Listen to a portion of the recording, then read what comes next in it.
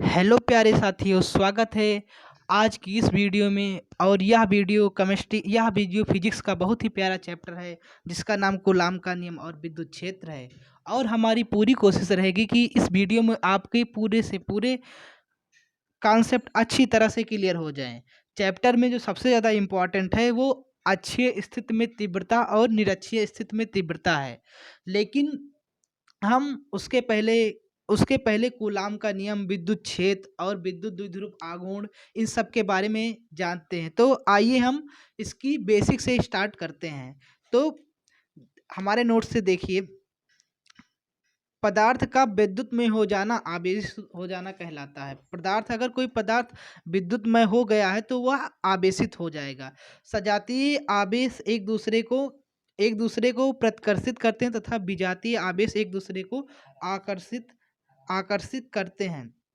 सजातीय आवेश, मान लीजिए कोई प्लस प्लस है तो ये दोनों हो गए सजातीय आवेश, एक दूसरे को ये प्रतिकर्षित करते हैं। अगर कोई प्लस है और दूसरा प्लस उसके साथ लाया जाएगा तो ये दोनों आपस में प्रतिकर्षित करेंगे।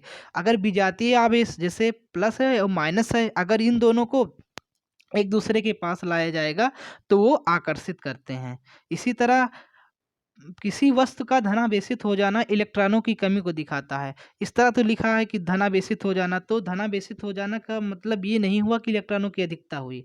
किसी वस्तु का धनावेशित हो जाना इलेक्ट्रॉनों की कमी तथा ऋणावेशित हो जाना इलेक्ट्रॉनों की अधिकता को प्रदर्शित किया जा सकता है। और आवेश को ना ही उत्पन्न किया जा सकता है ना ही नष्ट किया जा सकता है। आवेश को ना उत्पन्न किया जा सकता है ना ही नष्ट किया जा सकता है। इलेक्ट्रॉन के आवेश को मूल आवेश कहते हैं। प्रयोगों द्वारा इसका मान -1.6 इंटू 10⁻⁻19 कूलाम होता है। ये पूछा जाता है आपसे कि इलेक्ट्रॉन का मूल आवेश किसे कहते हैं तथा प्रयोगों द्वारा इसका मान ज्ञात कीजिए। तो इन सबको आप पॉइंट टू पॉइंट वाइज अच्छे से बना लीजिए नोट्स। तो इलेक्ट्रॉन का के आवेश को मूल आवेश कहते हैं तथा प्रयोगों द्वारा इसका मान -1.6 × 10⁻⁻19 कूलाम होता है। तो अब हम समझते हैं कूलाम का नियम क्या होता है। कूलाम का नियम बहुत ही इंपॉर्टेंट है। ये परीक्षाओं में हर बार पूछा जाता है। यूपी बोर्ड की परीक्षाओं में, बोर्ड में बहुत पूछा जाता है। तो हम समझते हैं कूलाम का नियम है क्या। जब किसी स्थित बिंदु आवेशों के मध्य, जैसे मान लीजिए कोई दो बिंदु हो गए, एक एक बिंदु हो गया क्यू, यहाँ से देखिए फिगर में एक क्यू हो गया और दूसरा हो गया Q0। ठीक, ये दो हमारे बिंदु आवेश हो गए कि मध्य कार्यरत आकर्षण या प्रतिकर्षण बल उन आवेशों की मात्राओं के गुणनफल के अनुक्रमानुपाती। देखो ये बोल रहे हैं कि उनकी मात्राओं, जैसे एक की क्यू मात्रा है दूसरी की Q0 है, तो इन दोनों को जो गुणनफल होगा उस वो क्या होगा, आकर्षण बल के अनुक्रमानुपाती होगा। तथा उनकी बीच की दूरी, जैसा कि इस फिगर में दिखाई दे रहा है, उनके बीच की दूरी को r से डिनोट किया गया है, r से। तो इनकी बीच की दूरी के वर्ग मतलब r के स्क्वायर के व्युत्क्रमानुपाती होता है। तो हम इसको समझते हैं कि कैसे क्या होता है। माना कि दो स्थिर बिंदु आवेश Q और Q0 हैं। जो यहाँ माइनस लिखा है वो माइनस नहीं है, वो प्लस ही है। एक पर Q आवेश है, दूसरे पर Q0 आवेश है। ठीक है, इसको फिगर में थोड़ा इसको सही कर लीजिएगा। एक पर Q आवेश है, दूसरे पर Q0 है। माना दो स्थिर बिंदु आवेश Q और Q0 हैं जो एक दूसरे से r दूरी पर स्थित हैं। देख लीजिए फिगर में आपको दिखाई दे रहा होगा कि ये दोनों r दूरी पर स्थित हैं, r दूरी पर, और इनके मध्य कार्य करने वाला विद्युत बल F है। फिगर में देख लीजिए, आपको Q से Q0 के बीच जो ये F लगा है ये हमारा आकर्षण बल है। तो हम इसको क्या लिख सकते हैं, आकर्षण बल है।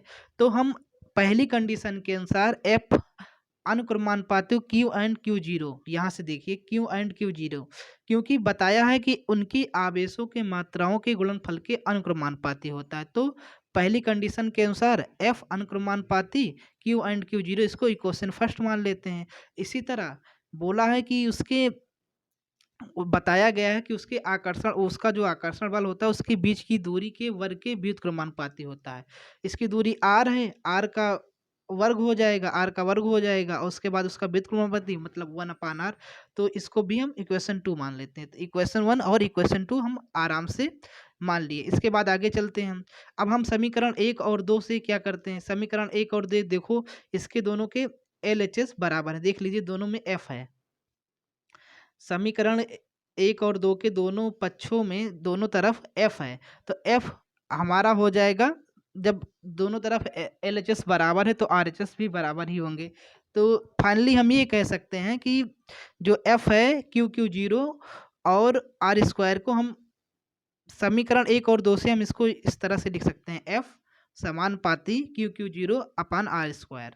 अब F बराबर हम कोई नियतांक मान लेते हैं, ठीक। यहाँ पर हम मान लिए F बराबर 1/4 पाई एप्सिलॉन 0 इंटू के और QQ0 अपान R स्क्वायर, यही कूलाम का नियम है। जो F बराबर, क्योंकि हमको जब भी कोई अनुक्रमानुपाती या समानुपाती का सिंबल हटाना रहता है तो हमको कोई ना कोई नियतांक मानना पड़ता है, तो इसमें हम 1/4 पाई एप्सिलॉन 0 क्यू को नियतांक मान लिए हैं, तो यही कूलाम का नियम है। तो जो F बराबर 1/4 पाई एप्सिलॉन 0 के QQ0 अपान R स्क्वायर है, यही हमारा कूलाम का नियम कहलाता है।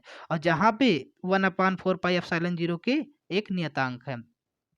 अब देखते हैं इसको प्रयोगों द्वारा क्या होता है। प्रयोगों द्वारा इस जिसका मान एमकेएस प्रणाली में 9 × 10⁹ newton metre square plus coulomb square होता है।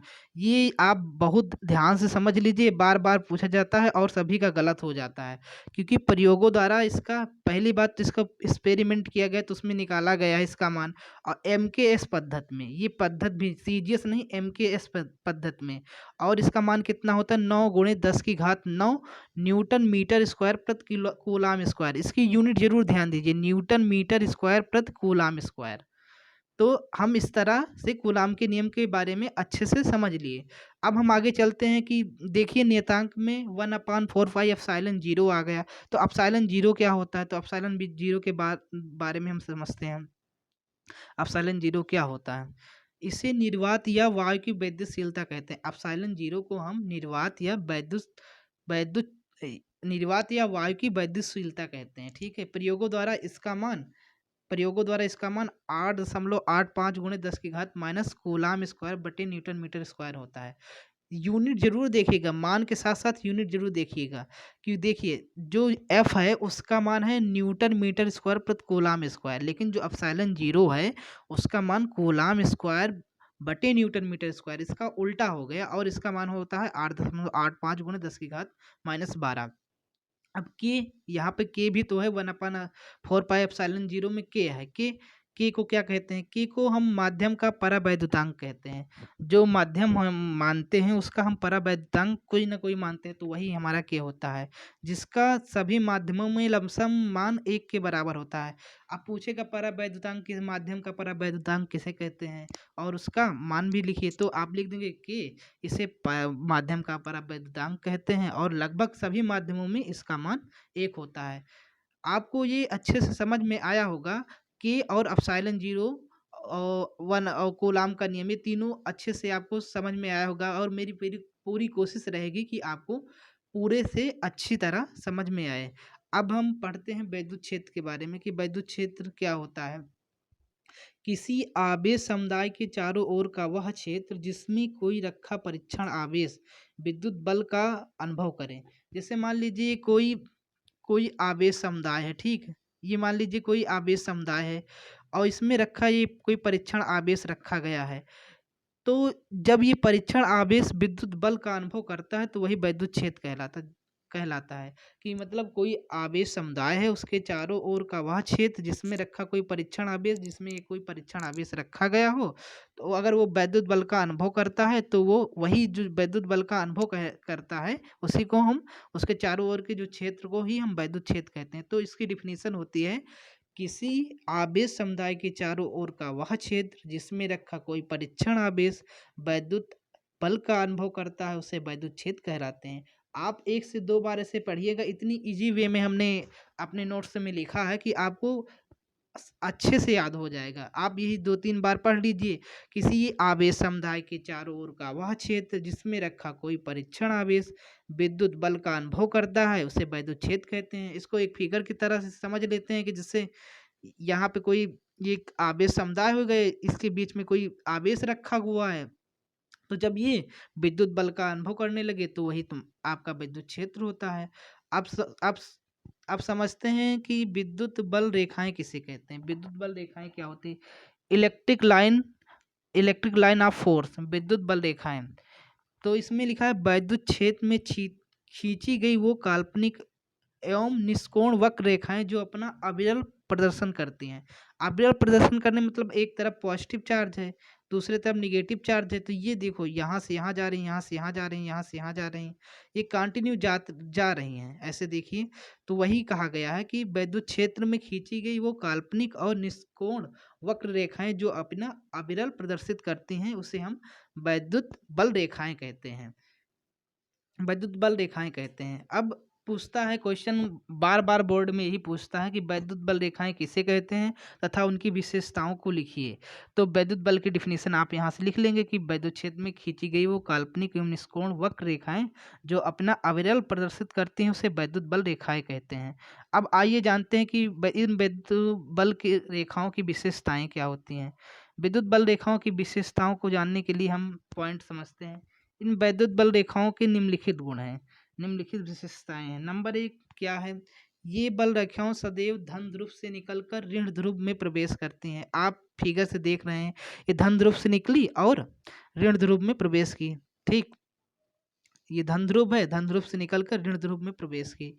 और दूसरा हो गया, ये बल रेखाएं एक दूसरे को कभी भी प्रच्छेदित नहीं करते हैं। भाई आपने फिगर में देख लिया है कि ये देखो एक दूसरे को कहीं पर काट नहीं रहे हैं। तो वही हो गया कि ये बल रेखाएं एक दूसरे को कभी भी प्रच्छेदित नहीं करती हैं। ध्रुव के समीप आकर्षण बल अधिक होता है और दूर बिंदु पर कम होता है। हम सभी को पता होता है कि जो ध्रुव होता है, जैसे इसमें प्लस है दूसरे में माइनस है, तो दोनों को ध्रुव के जो समीप रहता है उसमें आकर्षण बल अधिक होता है और दूर बिंदु पे आकर्षण बल कम होता है। और नंबर 4, ये बल रेखाएं एक लचकदार डोरी की भांति होती हैं। जो ये विद्युत बल रेखाएं होती हैं ये एक लचक डोरी की भांति होती हैं। तो इस तरह हम विद्युत क्षेत्र क्या है, विद्युत बल रेखाएं क्या हैं और उनकी विशेषताएं क्या हैं, इसको हम अच्छे से समझ लिए। अब आशा करते हैं ये आपको बहुत अच्छे से समझ में आया होगा। मेरी पूरी कोशिश रहेगी कि आपको अच्छे से अच्छे समझ में आए। अब इसके बाद हम चलते हैं विद्युत क्षेत्र की तीव्रता किसे कहते हैं। ये बहुत ही इंपॉर्टेंट है, बार बार पूछा जाता है बोर्ड में, मोस्ट इंपॉर्टेंट क्वेश्चन है यूपी बोर्ड का। विद्युत क्षेत्र की तीव्रताएं किसे कहते हैं। तो किसी विद्युत क्षेत्र में, आप समझिए, किसी विद्युत क्षेत्र में किसी बिंदु पर कार्यरत अभिलंबवत बल तथा क्षेत्र में रखे गए परीक्षण आवेश का अनुपात, किसी बिंदु पर कार्यरत अभिलंबवत बल मतलब F और किसी परीक्षण आवेश का अनुपात, परीक्षण आवेश मतलब Q0 वैद्युत क्षेत्र की तीव्रता कहलाता है। जैसे इसमें डिफिनेशन में थोड़ा समझने में दिक्कत होती तो उसको हम मान के जब याद करते हैं कि यदि किसी विद्युत क्षेत्र का परीक्षण आवेश Q0 है और उस पर कार्यरत अभिलंबवत बल F है, तो हम मान लेते हैं कि F है तो इसको वेक्टर में हम मानेंगे, वेक्टर फॉर्म में। तो किसी विद्युत क्षेत्र में पाया जाने वाला इसको परीक्षण आवेश को हम Q0 तथा अभिलंबवत बल F है, तो वैद्युत क्षेत्र की तीव्रता क्या होगी। और वैद्युत क्षेत्र की तीव्रता को हम कैपिटल ई से प्रदर्शित करते हैं। तो कैपिटल ई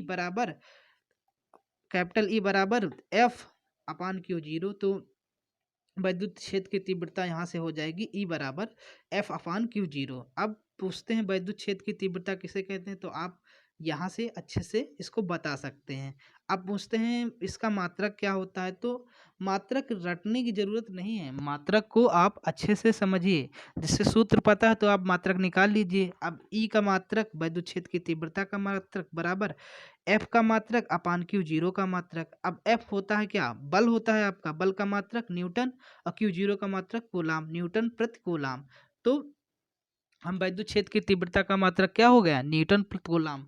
आपको एक भी पॉइंट रटना नहीं है, आपको यहीं से सब निकाल लेना है। निकालने से कभी भी गलती नहीं होगी, रटे रहोगे तो फिर गलती हो जाएगी। मैं बार बार कहता हूँ आप समझ के पढ़िए और मैं भी कोशिश करूँगा आपको पूरा से पूरा समझ में आए। ठीक है, अब पूछते हैं इसकी बीमा क्या होती है।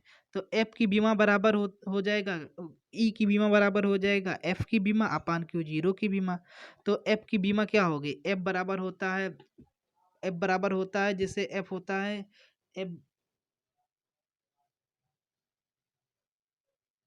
F बराबर होता है बल और मास गुणे त्वरण होता है, क्योंकि त्वरण त्वरण M मास का हो जाएगा कैपिटल M बीमा और कैपिटल उसका LT² हो जाएगा त्वरण का, तो इसकी बीमा हो जाएगी MLT-2। ठीक,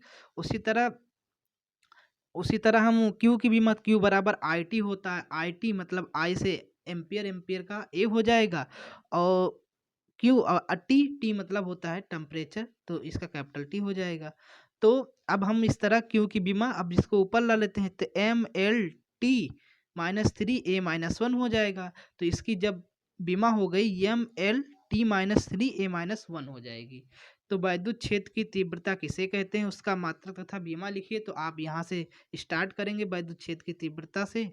वैद्युत क्षेत्र की तीव्रता, पहले आप उसकी डिफिनीशन अच्छे से लिखेंगे। डिफिनेशन लिखने के बाद उसके मात्रक के बारे में लिखेंगे, मात्रक को हम ऐसे बढ़िया निगमित करके दिखा देंगे। और जब ये हो जाएगा तो उसके बाद उसकी बीमा के बारे में हम लिखेंगे। बीमा भी हम आसानी से देख लिए यहाँ पे, और इसको भी अच्छे से लिख लिए। अब इसके बाद हम नेक्स्ट वीडियो में आगे की बात को